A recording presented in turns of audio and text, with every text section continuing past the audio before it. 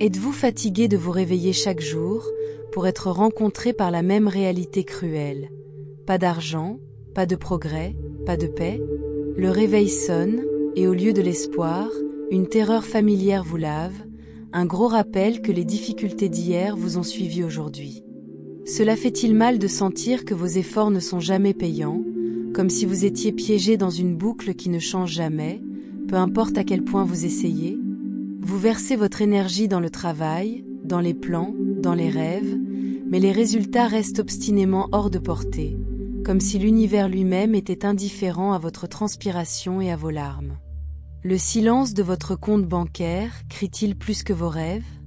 Chaque regard à votre équilibre ou à son absence ressemble à un écho moqueur, noyant les aspirations que vous avez détenues autrefois dans votre esprit. Avez-vous atteint un point où ne pas avoir assez affecte non seulement votre style de vie, mais votre estime de soi? L'incapacité à offrir de petites joies, comme un repas spontané ou un cadeau pour quelqu'un que vous aimez, éloigne votre confiance, vous laissant remettre en question votre valeur dans un monde qui assimile la richesse au succès. Vous êtes éveillé la nuit, vous inquiétez-vous si vous serez en mesure de couvrir vos besoins de base la semaine prochaine, et encore moins une véritable abondance? L'obscurité amplifie toutes les pensées anxieuses, loyer, épicerie, cette facture inattendue qui se profile à l'horizon, tandis que l'idée de liberté financière ressemble à une étoile éloignée, visible mais incroyablement loin. Cela semble-t-il qu'il y a un mur invisible entre vous et la vie que vous avez toujours envisagée? Une vie où l'argent coule facilement, où les opportunités arrivent naturellement et où la sécurité est une constante, pas un souhait. Vous pouvez l'imaginer si clairement. Vous réveiller sans le poids de la rareté, faire des choix basés sur le désir plutôt que sur la nécessité, sachant que l'avenir de votre famille est sûr. Pourtant, chaque étape vers cette vision ressemble à des pattes rapides, comme si une force invisible continue de vous ramener à la même ligne de départ. Peut-être que vous avez regardé les autres prospérer, amis, collègues, même étrangers en ligne, et vous vous êtes demandé pourquoi leur chemin semble pavé d'or tandis que le vôtre est jonché d'obstacles. Si tout cela résonne, et soyons honnêtes, pour la plupart des gens, cela le fait, que se passe-t-il si nous vous disions que ce n'est pas de votre faute? Et si la vérité est la suivante, vous avez été gardé dans le noir. Pas par choix, pas par hasard, mais parce que les connaissances qui pourraient vous libérer ont été enterrées, obscurcies et faites pour ressembler à une superstition ou à une fantaisie. Imaginez un instant que les outils pour se libérer de ce cycle existent. Non pas dans les citations de motivation ou l'agitation sans fin, mais dans les idées et les stratégies délibérément glissées du courant dominant. L'histoire est pleine d'exemples. Des systèmes conçus pour garder certaines vérités silencieuses, la richesse concentrée entre les mains de ceux qui connaissent déjà le jeu et la sagesse pratique rejetée comme mythe par ceux qui bénéficient de votre ignorance. Et si la différence entre l'endroit où vous êtes et où vous voulez être n'est pas seulement un effort, mais une conscience qui a été cachée à la vue, attendant que vous le découvriez? Mais voici ce qu'ils ne vous ont jamais dit, il y a une clé. Une action spécifique, à un moment précis, alignée avec quelque chose de bien plus ancien et précis que la plupart des gens ne peuvent même l'imaginer.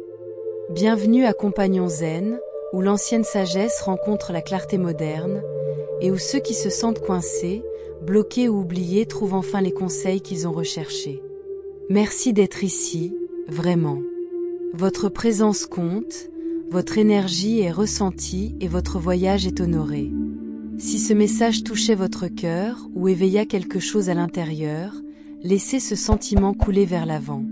Comme cette vidéo pour ancrer cette énergie. Abonnez-vous à la chaîne pour rester proche des enseignements qui soulèvent et se transforment. Et si quelqu'un de spécial me vient à l'esprit, quelqu'un qui pourrait utiliser cette lumière, cette clarté, partagez cela avec lui. Parfois, un message délivré au bon moment peut tout changer. Ce n'est pas une notion vague ou un gadget de motivation jeté dans les cercles d'entraide. C'est une étape délibérée, une décision tangible, synchronisée avec des rythmes antérieurs au calendrier et des systèmes financiers modernes. Et cette clé, ce n'est pas symbolique. C'est réel. Et il peut être placé Intentionnellement. À une date, ce n'est pas aléatoire, mais cosmiquement significatif. Imaginez un moment où les étoiles, les saisons et les courants invisibles de l'énergie convergent, non pas par accident, mais par conception. Un moment qui a été reconnu par ceux qui ont étudié les modèles de l'univers, non seulement avec les télescopes, mais avec une compréhension de la façon dont le temps lui-même a du poids. 30 mai. C'est le jour. Il n'est pas arraché à l'air mince ou choisi pour plus de commodité. C'est une date tissée dans le tissu des cycles naturels, un point où l'alignement amplifie l'intention. S'ils choisissent de comprendre pourquoi ce jour compte, et ce que signifie vraiment la clé de ce jour, tout ce qui bloque leur richesse peut enfin être éliminé. Il ne s'agit pas de foi aveugle ou de vœux pieux. Il s'agit de reconnaître que les obstacles à l'abondance, les comptes stagnants, les opportunités manquées, les revers sans fin, pourraient ne pas être des malheurs aléatoires. Ils pourraient être des serrures. Des serrures qui ont gardé les portes fermées pendant des années, peut-être même des générations. Et le 30 mai, avec la bonne connaissance, ces serrures pouvaient tourner, ces portes pouvaient se balancer, révélant des chemins qui étaient toujours là mais jamais visibles. Ce n'est pas seulement une promesse. C'est un processus soutenu par des principes intemporels qui ont guidé les moines, les mystiques et les maîtres pendant des siècles. Pensez aux ascètes qui se sont retirés au sommet des montagnes, non pour échapper à la vie, mais pour le décoder. Ou les érudits des temples anciens qui ont suivi les événements célestes, non pas pour la poésie, mais pour le pouvoir d'harmoniser l'effort humain avec des forces plus grandes qu'eux. Ce n'étaient pas des contes de rotation de rêveurs. Ce sont des praticiens qui ont vu des résultats, qui ont construit des héritages qui chuchotaient à travers l'histoire. Mais si quelqu'un veut découvrir ce qu'est vraiment cette clé, comment l'utiliser et pourquoi elle détient un pouvoir aussi immense, il doit rester avec nous, jusqu'à la fin. Le voyage n'est pas une solution rapide ou un raccourci flashy. C'est une révélation, étape par étape, décoller des couches de distraction et de doute pour exposer quelque chose de solide, quelque chose de réalisable. Parce que ce qui va suivre pourrait tout réinitialiser. Ce n'est pas une hyperbole. C'est une chance de repenser le fonctionnement de la richesse. Non pas comme une récompense pour le broyage sans fin ou un cadeau pour les quelques chanceux, mais comme un flux qui peut être exploité lorsque vous savez où vous tenir et quoi tenir. Imaginez une ardoise essuyée, non seulement de la tension financière, mais des histoires que vous avez racontées sur les raisons pour lesquelles vous ne pouvez pas en avoir plus. Maintenant, commençons à ouvrir ce qui a longtemps été fermé. Passons au bruit de la survie quotidienne, passant par l'encombrement des conseils conventionnels, et dans un espace où les règles ne sont pas ce qu'elles semblent, où les outils pour remodeler votre réalité attendent, patiemment, pour que quelqu'un les réclame. Le concept de richesse, vraie, soutenue et expansive, ne concerne pas seulement le papier ou les chiffres sur un compte bancaire. C'est une énergie, une fréquence. Et comme toute fréquence, elle peut être amplifiée ou bloquée. Considérez-le comme un actuel qui se déplaçant dans votre vie, qui peut fredonner avec clarté et force ou faiblir sous statique et interférence. La plupart des gens ne se rendent pas compte qu'ils sont pris dans cette danse subtile, où l'abondance n'est pas uniquement liée à l'effort ou à la chance, mais à un rythme invisible auquel ils n'ont pas encore réglé.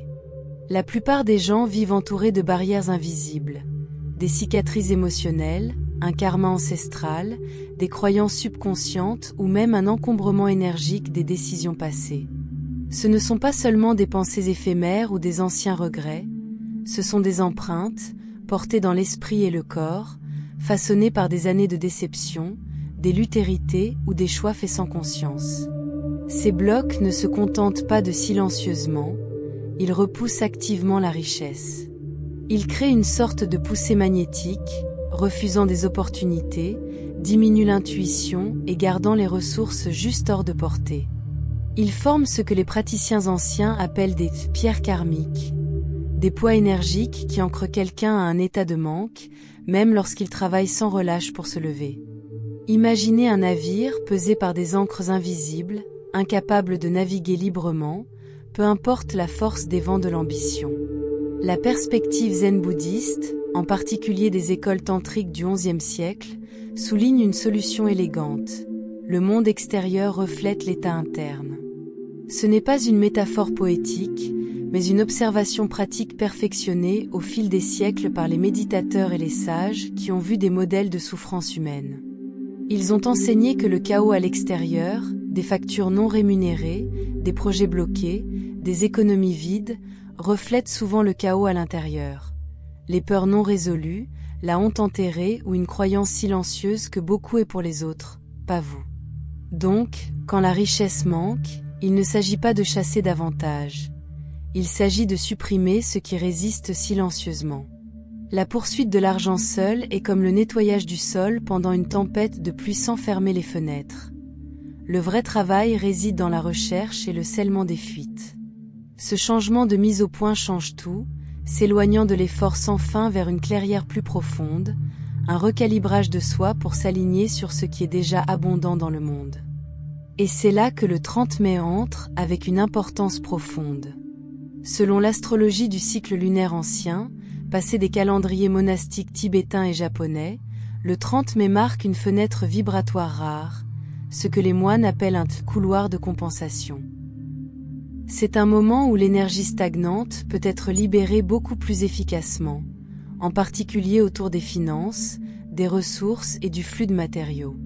Ce n'est pas une invention moderne ou un crochet marketing pratique. C'est une date ancrée dans l'observation méticuleuse des phases lunaires, des alignements planétaires et leur influence sur les affaires terrestres. Dans ces traditions, la Lune ne fait pas que allumer la nuit. Elle tire sur les marées de l'expérience humaine, amplifiant les moments où l'intention et l'action peuvent traverser l'inertie. Le 30 mai, la configuration céleste crée une sorte de réinitialisation cosmique, une occasion éphémère de perdre les débris énergiques qui s'accumulent inaperçus depuis des années. Imaginez-le comme un chemin étroit à travers une forêt dense, qui n'apparaît que sous la bonne lumière, une chance de se libérer des anciens motifs et de laisser la fréquence de la richesse vous trouver, sans entrave par le passé. Au cours de cette courte période, les actions spirituelles effectuées avec l'intention, en particulier impliquant un placement symbolique, peuvent radicalement modifier le champ énergétique de quelqu'un. Il ne s'agit pas de vagues espoirs ou de gestes occasionnels. Il s'agit de canaliser le focus dans un moment précis où le voile entre les tamis vus est invisible. L'air se sent chargé, comme si l'univers s'arrête pour écouter, amplifiant l'impact de chaque étape délibérée. Et c'est là que la clé entre en jeu. Cela peut sembler inhabituel, mais les symboles, en particulier les symboles physiques, ont du poids. Ce ne sont pas de simples babioles ou décorations. Ils agissent comme des ancres, pontant l'intangible et le matériau. Dans les anciens temples bouddhistes, de petites clés métalliques ont été utilisées lors des cérémonies pour représenter le déverrouillage des portes invisibles. Ce ne sont pas des objets aléatoires, mais des outils soigneusement fabriqués, souvent inscrits avec des syllabes sacrées, tenus dans les mains qui comprenaient leur objectif. Le rituel était clair: placer la clé, dire la vérité, libérer le bloc. Les moines exécuteraient cela sous la lumière des lampes scintillantes, leur voix stable, sachant que chaque acte ondulait au-delà de l'espace physique dans les courants du karma et de la possibilité. Voici donc à quoi nous dirigeons. Le 30 mai, placer une clé dans un endroit spécifique, comme sous un oreiller, au-dessus d'un cadre de porte ou à l'intérieur d'un hôtel de méditation, devient plus que rituel. Cela devient une réinitialisation spirituelle. L'emplacement est important car il lie l'acte à votre vie quotidienne. Sous un oreiller se connecte au rêve et au repos, au-dessus d'un cadre de porte, des transitions et des entrées, un hôtel de méditation centre vos intentions les plus profondes. Il ne s'agit pas de superstition. Il s'agit de créer un point focal où l'énergie passe de la stagnation à l'écoulement. Le placement doit être effectué avec un mantra. Pas n'importe quel mantra, mais un chant très spécifique connu pour dissoudre les karmas financiers, Om Vasudhara Svaha. Ce n'est pas une chaîne aléatoire de sons, c'est une clé sonore, transmise à travers les générations, vibrant avec un but. C'est le mantra de Vasudhara, le bodhisattva de la richesse et de la prospérité. Dans son iconographie, elle est représentée avec une peau dorée et des bols débordants, une figure d'abondance qui ne tonne pas mais partage, incarnant la vérité que la richesse grandit quand elle bouge. Lorsqu'il a chanté 108 fois pendant la fenêtre de richesse le 30 mai, et suivi de l'acte symbolique de placer une clé, le processus active l'énergie de l'ouverture. Le nombre 108 n'est pas arbitraire. Il fait écho à la géométrie sacrée du cosmos, des billes sur un mala à la distance entre la Terre et le Soleil dans des mesures anciennes. Chaque répétition prend de l'élan, comme l'eau qui porte de la pierre, dégageant les débris subtils qui vous retiennent. C'est ce que signifie « mettre la clé ici ». Ce n'est pas une métaphore. C'est le magnétisme. La clé devient un conduit, tirant dans la fréquence de la prospérité tout en poussant le résidu de manque, un acte physique qui reflète un déverrouillage intérieur, alignant votre énergie personnelle avec la plus grande impulsion de l'univers en ce jour puissant. Maintenant, allons plus loin. Il existe 3 pratiques pour se préparer à cette activation, et toutes sont essentielles. Chacun doit être approché avec intention, présence et clarté absolue. Sauter un peut diminuer l'effet. Ce ne sont pas un travail occupé ou des étapes facultatives. Ils sont les bases qui garantissent que la clé ne se situe pas seulement là mais tourne la serrure. Considérez-les comme de régler un instrument avant une performance. Sans eux, le son est désactivé, la résonance faible. La première pratique efface l'esprit, le second aligne le corps, et le troisième ouvre l'esprit, créant ensemble une harmonie qui amplifie le potentiel du 30 mai. Il ne s'agit pas de perfection, mais de préparation, de pénétrer dans le moment pleinement éveillé, prêt à recevoir ce qui attend pour arriver. Premièrement, le rituel nettoyant. 3 jours avant le 30 mai, à partir du 27, les praticiens doivent commencer un processus de compensation énergétique. Ce n'est pas une suggestion occasionnelle ou un léger échauffement, c'est un démêlage délibéré de la lourdeur qui est installée dans votre vie, couche par couche. Le processus commence par des bains d'eau salée, ou une poignée de sel grossier, non raffiné, cru, directement de la terre, et agité dans l'eau tiède. Le sel ne nettoie pas seulement la peau. C'est un ancien purificateur, vénéré à travers les cultures pour sa capacité à absorber et à neutraliser l'énergie stagnante, tirant ce qui a été piégé dans votre aura depuis des mois, voire des années de stress. Parallèlement à cela, le jeûne ou la réduction du sucre aiguise l'esprit et éclaircit le corps. Il ne s'agit pas de privation, mais de dépouiller le brouillard qui vient de l'excès, la lenteur qui obscurcit l'intuition et vous maintient attaché à de vieilles habitudes. Vient ensuite l'acte de retirer l'encombrement de votre pièce la plus utilisée, l'espace où vous pensez, vous reposez ou créez. Il ne s'agit pas de minimalisme. Il s'agit de retirer les couches d'énergie dense qui s'accrochent aux surfaces et aux esprits. Chaque coin poussiéreux, chaque article inutilisé, tient des chuchotements des décisions, des regrets ou de la procrastination passée, vous alourdissant tranquillement. Imaginez-le comme ceci. Chaque objet jeté, une pile de papiers oubliés, un bijou cassé, une chemise que vous ne portez jamais, n'est pas seulement une ordure physique. C'est un fragment d'énergie coincé, une encre subtile tirant sur votre potentiel. Chaque objet supprimé efface un canal. La pièce recommence à respirer, et vous aussi, comme si l'air lui-même éclaircit à chaque étape.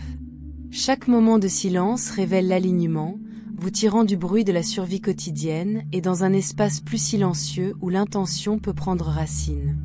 Cette fenêtre de 3 jours n'est pas arbitraire.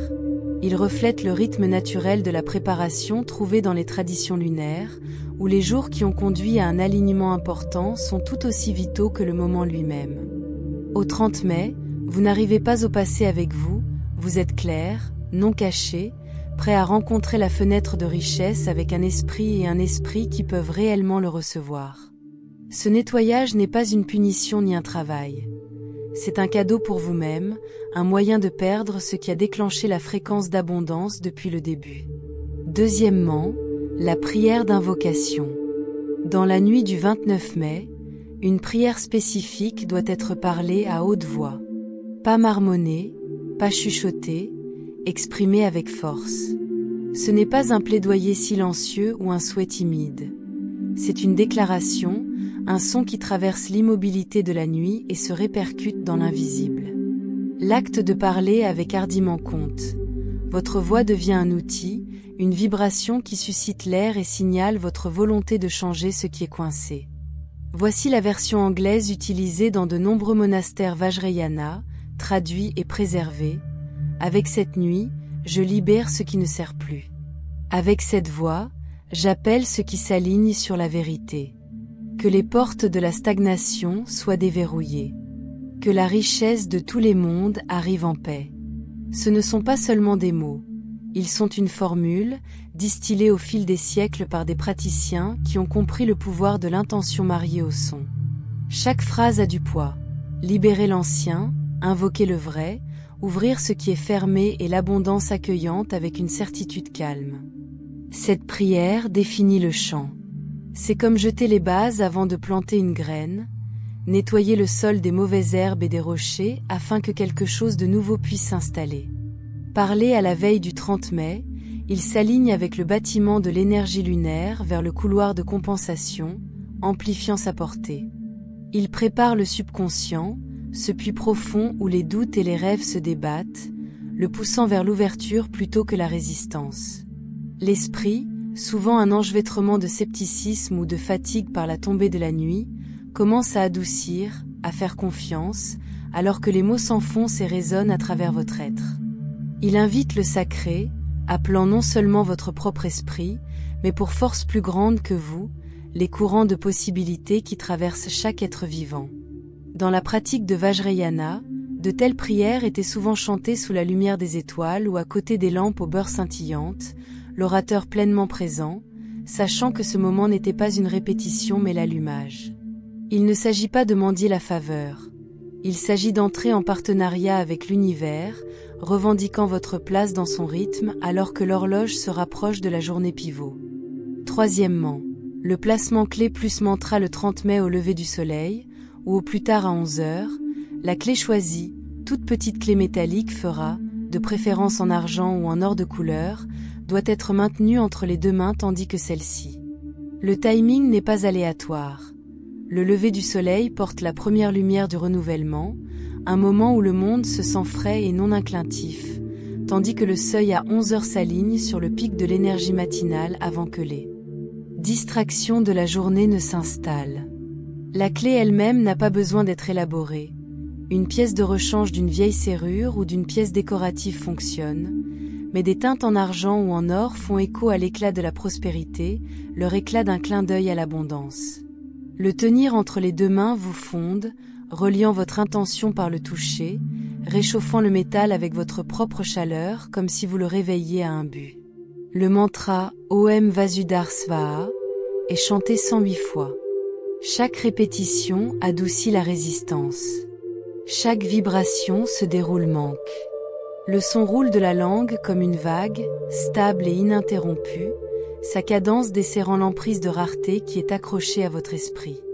Dans l'immobilité, vous pourriez le ressentir, un changement subtil, une légèreté, comme si l'air lui-même commençait à freiner.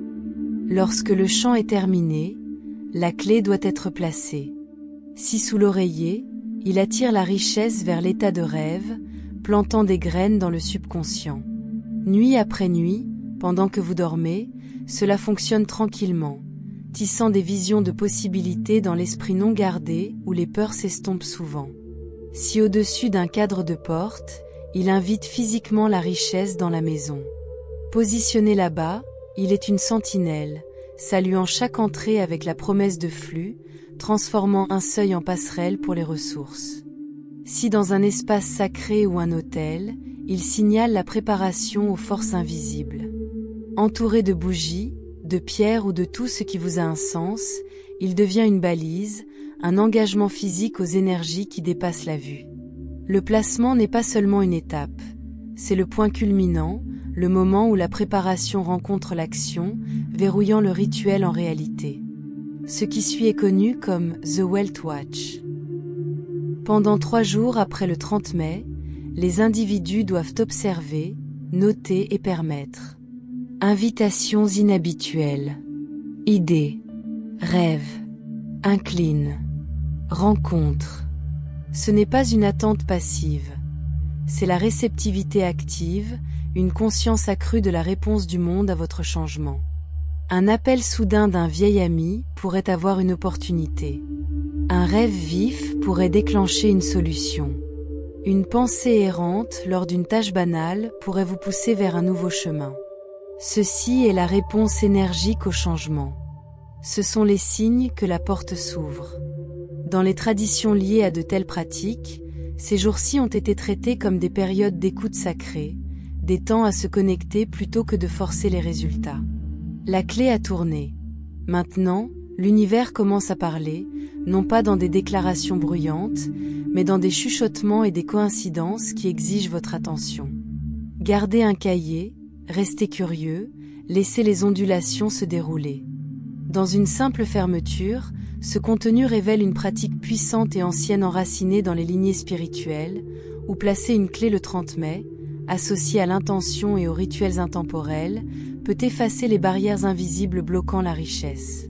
C'est une opportunité précise et pratique, pas un fantasme, de déplacer l'énergie, de s'aligner sur l'abondance et de répondre aux questions persistantes de lutte avec un retour à la sagesse oubliée. Que ressentait-il en écoutant cela? Quelque chose a-t-il résonné au plus profond, comme si une vérité ancienne venait de se souvenir? Parce que maintenant, c'est leur tour. Leur temps pour agir. Pour arrêter d'attendre et commencer à faire. Tout ce qui est partagé ici n'a jamais été censé être entendu, il devait être vécu. Lorsqu'ils placent cette clé avec une pleine conscience, ils ne suivent pas seulement un rituel. Ils entrent sur le chemin qui mène directement à la vie qu'ils ont toujours connue. Nous remercions chaque âme qui nous a rejoints pour cette transmission sacrée. Si ce message remuait quelque chose à l'intérieur, laissez-le honorer. Que ce soit l'étincelle. S'il vous plaît, soutenez ce voyage en aimant la vidéo, en vous abonnant à la chaîne et en quittant le mantra Om Vasudhara Svaha dans les commentaires ci-dessous, un saut vibrationnel pour inviter la prospérité dans tous les coins de leur vie. Nous sommes profondément reconnaissants. Et nous serons ici, guider la voie.